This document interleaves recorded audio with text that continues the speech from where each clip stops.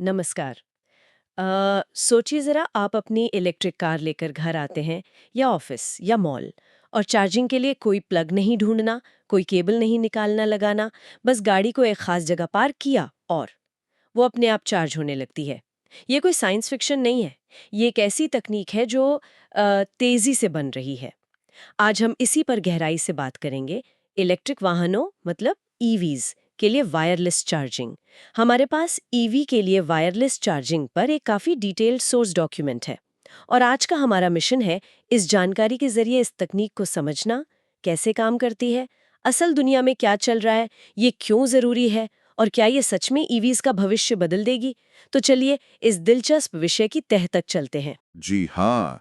और ये विषय इसलिए भी खास है क्योंकि ये रोजमर्रा की एक प्रक्रिया, चार्जिंग, जो कभी-कभी थोड़ी बोझिल लग सकती है, उसे पूरी तरह बदलने की क्षमता रखती है। सोर्स भी यही कहता है कि ये सिर्फ एक तकनीकी बदलाव नहीं है, इसका असर लोगों के ईवी अपनाने के फैसले पर, हमारे शहरों के ट्रांसपोर्ट पर काफी गहरा हो सकता है। ठीक है, तो सबसे पहले बिल्कुल बेसिक बात, ये बिना तार के चार्जिंग होती कैसे है? कोई जादू है क्या? हाँ, जादू नहीं, विज्ञान है। ये आधारित है इलेक्ट्रोमैग्नेटिक इंडक्शन पर। विद्युत चुंबकीय प्रेरण। नाम शायद सुनने में थोड़ा भारी लगे, हम्म। पर इसका जो मूल सिद्धांत है ना, वो हम रोज की कई चीजों में देखते हैं।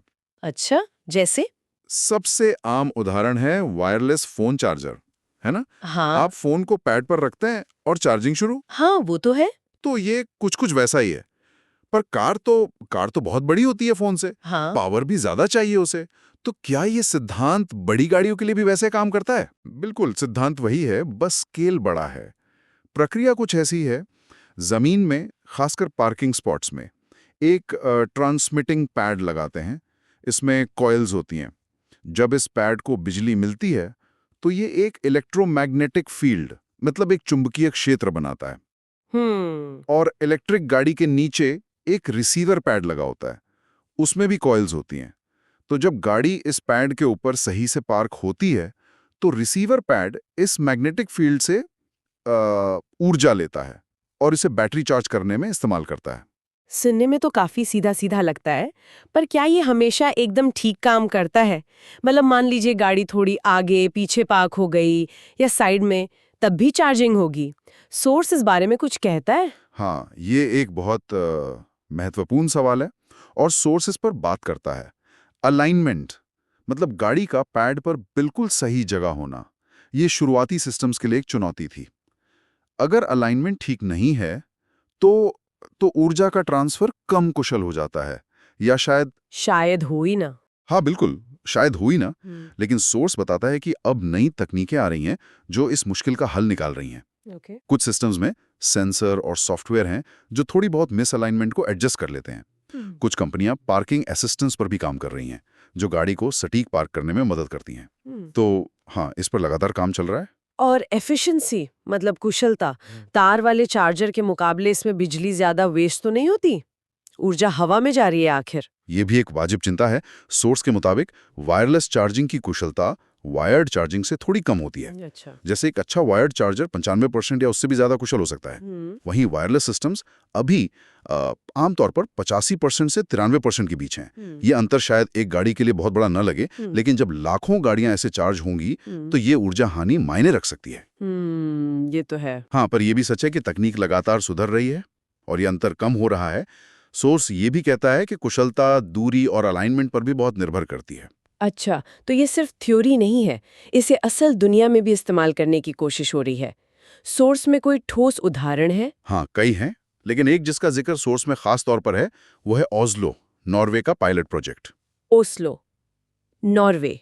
अच्छा। हाँ, वहाँ शहर की इलेक्ट्रिक टैक्सियों के लिए वायरलेस चार्जिंग स्टेशन लगाए गए हैं। सोचिए जरा, टैक्सी ड्राइवरों के लिए कितनी बड़ी सुविधा है। उन्हें दिन में कई बार चार्जिंग के लिए रुकना पड़ता है। हाँ, बिल्कुल। अब उन्हें बस अपनी टैक्सी को रैंक पर पार्क करना है और जब वो सवारियों का इंतजार कर रहे हैं या ब्रेक ले रहे हैं, गाड़ी अपने आप चार्ज होती रहती है। ये ओस्लो वाला उदाहरण तो वाकई दिलचस्प है। क्या सोर्स में इसके नतीजों के बारे में कुछ बताया गया है? मतलब ड्राइवरों का अनुभव कैसा रहा? कोई दिक्कतें आईं? सोर्स कहता है कि शुरुआती नतीजे काफी पॉजिटिव रहे हैं। ड्राइवरों को ये बहुत सुविधाजनक लगा। उनका टाइम बचता है और वो रेंज एंजाइटी मतलब बैटरी खत्म होने की चिंता वो कम होती है। हाँ, वो सबसे बड़ी चिंता होती है अक्सर। बिल्कुल। और उन्हें वो गंदे केबल से या खराब मौसम में प्लग लगाने निकालने की झंझट उससे छुटकारा मिल गया। जहाँ तक दिक्कतों की बात है, सोर्स में जिक्र है कि शुरू में इंस्टॉलेशन और रख रखाव में कुछ चुनौतियां थीं। अच्छा। खासकर नॉर्वे जैसे ठंडे देश में पैड्स को बर्फ और पानी से बचाना। अच्छा, हाँ, ये तो होगा ही। लेकिन कुल मिलाकर ये प्रोजेक्ट ये साबित करने में सफल रहा है कि बिजनेस यूज के लिए ये तकनीक कितनी काम की हो सकती है। और पावर लेवल भी अच्छा खासा है, करीब 50 से 75 किलोवाट तक, तो टैक्सी जल्दी चार्ज हो जाती है। ये तो हुई पार्किंग में चार्जिंग। लेकिन सोर्स में डायनामिक चार्जिंग रोड्स का भी जिक्र है। गतिशील चार्जिंग सड़कें, ये क्या चीज़ है? ये तो बिल्कुल भविष्य की बात लग रही है। हाँ, ये वायरलेस चार्जिंग का अगला और शायद सबसे क्रांतिकारी कदम है। कल्पना कीजिए ऐसी सड़कें जिनके नीचे चार्जिंग पैड्स या स्ट्रिप्स लगी हों और आपकी इलेक्ट्रिक गाड़ी चलते चलते ही चार्ज होती रहे।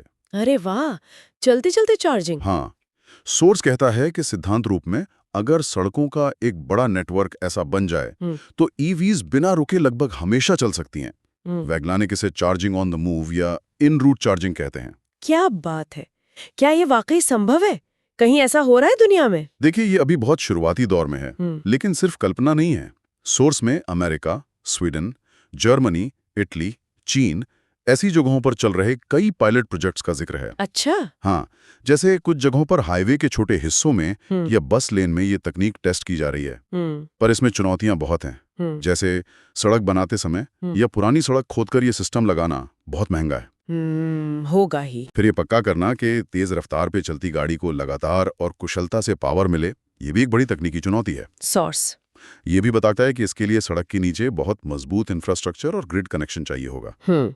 तो ये डायनेमिक चार्जिंग शायद अभी थोड़ी दूर की कौड़ी लगे। पर पार्किंग वाली वायरलेस चार्जिंग पर लौटते हैं। सुविधा तो समझ आ गई, इसके अलावा ये क्यों महत्वपूर्ण है? क्या मतलब है इन सब का ईवीज के भविष्य के लिए? इसके कई गहरे मतलब हैं। हाँ। सबसे पहला तो ये कि ये ईवी अपनाने में जो एक बड़ी हिचकिचाहट होती है लोगों में, उसे दूर करता है। बहुत से लोग आज भी ईवी लेने से इसलिए कतराते हैं क्योंकि उन्हें लगता है चार्जिंग का प्रोसेस झंझट भरा है। हाँ। सही चार्जर ढूंढो, केबल लगाओ, इंतजार करो। हाँ, ये तो है। वायरलेस चार्जिंग इस पूरी प्रक्रिया को अदृश्य और सहज बना देती है। बिल्कुल एफर्टलेस। ये अनुभव पेट्रोल भराने जैसा नहीं बल्कि वाईफाई से कनेक्ट होने जैसा बन जाता है। बस पहुंचो और इस्तेमाल करो। हाँ, ये अदृश्य वाली बात सोचने लायक है। जैसे आजकल हम वाईफाई के बारे में सोचते भी नहीं, वो बस होता है। शायद चार्जिंग भी वैसी ही हो जाए। बिल्कुल।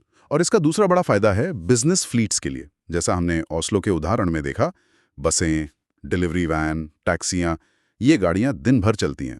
वायरलेस चार्जिंग डिपो में या उनके रूट पर बने स्टॉप्स पर उन्हें छोटे छोटे ब्रेक में भी टॉपअप करने का मौका देती है। हाँ, ये तो बहुत काम का हो सकता है उनके लिए। इससे उनका ऑपरेशन ज्यादा कुशल बनता है, डाउन टाइम कम होता है और शायद उन्हें छोटी, हल्की और सस्ती बैटरी से भी काम चलाने में मदद मिले, क्योंकि उन्हें एक बार में बहुत लंबी रेंज की जरूरत नहीं पड़ेगी अगर बीच बीच में चार्जिंग होती रहे।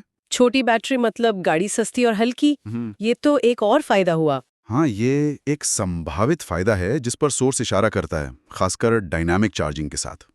अगर गाड़ियां चलते चलते चार्ज हो सकती हैं तो उन्हें बहुत बड़ी, भारी और महंगी बैटरी लेकर चलने की जरूरत ही क्या पड़ेगी। इससे गाड़ियों की कीमत कम हो सकती है और उनकी एनर्जी एफिशिएंसी भी बढ़ सकती है। और शहरों के लेवल पर इसका क्या असर होगा? सोर्स इसे गेम चेंजर क्यों कह रहा है? सोचिए, भविष्य के शहर, लाखों इलेक्ट्रिक गाड़ियां, हर गाड़ी के लिए एक वायर्ड चार्जिंग पॉइंट लगाना, उन केबल्स का जाल, उस सारे इंफ्रास्ट्रक्चर को मैनेज करना, ये एक बहुत बड़ी चुनौती है। वायरलेस चार्जिंग इस पूरी व्यवस्था को ज्यादा साफ सुथरा, ऑटोमेटिक और शायद ज्यादा सुरक्षित भी बना सकती है। हाँ, दिखने में भी बेहतर लगेगा। पार्किंग की जगहें ज्यादा व्यवस्थित दिखेंगी, लोगों को केबल से उलझना नहीं पड़ेगा। सोर्स ये भी इशारा करता है कि ऑटोनोमस मतलब सेल्फ ड्राइविंग कार्सों के लिए वायरलेस चार्जिंग लगभग जरूरी हो जाएगी। अच्छा, वो क्यों? अरे, खुद चलने वाली गाड़ी खुद से प्लग तो नहीं लगा सकती ना, वो खुद ही जाकर वायरलेस पैड पर पार्क होकर चार्ज हो सकेगी। अरे हाँ, ये कनेक्शन तो मैंने सोचा ही नहीं था। ये तो वाकई पूरी तस्वीर बदल सकता है। लेकिन इस सुनहरे भविष्य के रास्ते में चुनौतियां भी तो होंगी। सोर्स उन पर क्या कहता है? हमने कुशलता और अलाइनमेंट की बात की, और क्या है? हाँ, चुनौतियां कई हैं और सोर्स उन्हें नजरअंदाज नहीं करता। सबसे बड़ी चुनौती है लागत, कॉस्ट।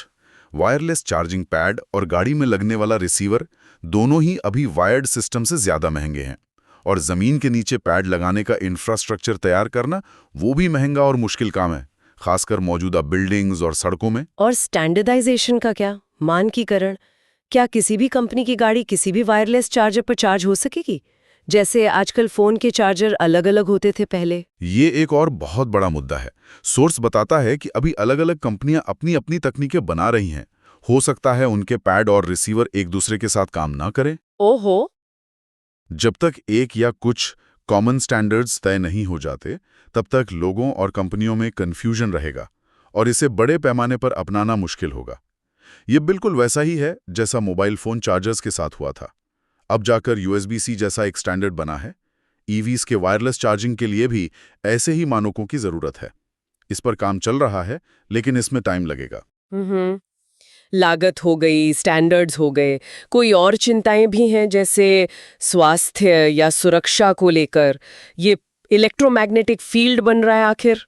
हाँ, सोर्स इस पहलू पर भी बात करता है। इलेक्ट्रोमैग्नेटिक फील्ड्स को लेकर हमेशा कुछ चिंताएं रहती हैं। हालांकि सोर्स बताता है कि EV वायरलेस चार्जिंग सिस्टम से निकलने वाली फील्ड की ताकत आमतौर पर अंतर्राष्ट्रीय सुरक्षा मानकों की सीमा के अंदर ही होती है। ये फील्ड ज्यादातर पैड और रिसीवर के बीच ही रहती है।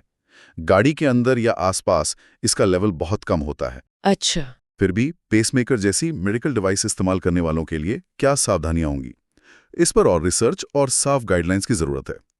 सुरक्षा का एक और पहलू है सिस्टम को बाहरी चीजों जैसे कोई धातु का टुकड़ा वगैरह आ जाए पैड पर, उससे बचाना, क्योंकि इससे वो गर्म हो सकता है। इसके लिए भी सिस्टम में डिटेक्शन मैकेनिज्म लगाए जा रहे हैं। तो ऐसा लगता है कि तकनीक तो है और बेहतर भी हो रही है, लेकिन इसे आम बनाने के रास्ते में अभी कई पड़ाव है।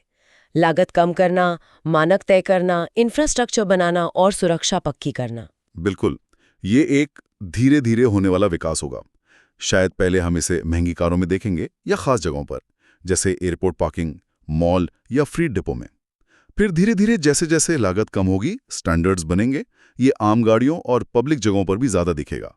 डायनामिक चार्जिंग शायद सबसे आखिर में आए, वो भी शायद पहले सिर्फ खास रूट जैसे बस लेन या हाईवे पर। ये सब सुनकर लगता है कि हम एक बहुत बड़े बदलाव की दहलीज पर हैं। ये तकनीक वाकई हमारे शहरों और यात्रा करने के तरीकों को बदल सकती है। हाँ, सोर्स का निष्कर्ष भी कुछ ऐसा ही है। वायरलेस चार्जिंग इलेक्ट्रिक वाहनों को सिर्फ ट्रांसपोर्ट का साधन नहीं, बल्कि हमारे कनेक्टेड जीवन का एक और हिस्सा बना रही है, किसी गैजेट की तरह। ये उस भविष्य की ओर एक कदम है जहां टेक्नोलॉजी हमारी जिंदगी को और ज्यादा सहज और इंटीग्रेटेड बनाती है। तो अगर संक्षेप में कहें, वायरलेस चार्जिंग इलेक्ट्रोमैग्नेटिक इंडक्शन से काम करती है। ओस्लो जैसे शहरों में इसे आजमाया जा रहा है। डायनामिक चार्जिंग जैसी भविष्य की संभावनाएं हैं, और ये EV अपनाने को आसान बनाकर और फ्लीट्स को कुशल बनाकर शहरों के लिए गेम चेंजर हो सकती है। हालांकि लागत, मानकीकरण, इंफ्रास्ट्रक्चर जैसी चुनौतियां अभी हैं। सोर्स की वो लाइन याद आती है, जल्द ही कार चार्ज करना फोन चार्ज करने जितना आसान हो सकता है। और ये हमें सोचने पर मजबूर करता है, ये बदलाव कितना गहरा होगा। क्या ये सिर्फ चार्जिंग का एक नया तरीका है, या ये हमारी पूरी परिवहन व्यवस्था, शहरों के डिजाइन और यहाँ तक कि एनर्जी ग्रिड के मैनेजमेंट को भी नए सिरे से डिफाइन करेगा। जब गाड़ियां कहीं भी, कभी भी बिना किसी इंसान के दखल के चार्ज हो सकेंगी, तो इसके क्या अप्रत्याशित परिणाम होंगे? क्या हम पूरी तरह से वायरलेस चार्जिंग वाले भविष्य की ओर बढ़ रहे हैं, या वायर्ड और वायरलेस चार्जिंग साथ साथ चलते रहेंगे? ये कुछ ऐसे सवाल हैं जिनका जवाब हमें आने वाले सालों में मिलेगा, और ये देखना वाकई दिलचस्प होगा।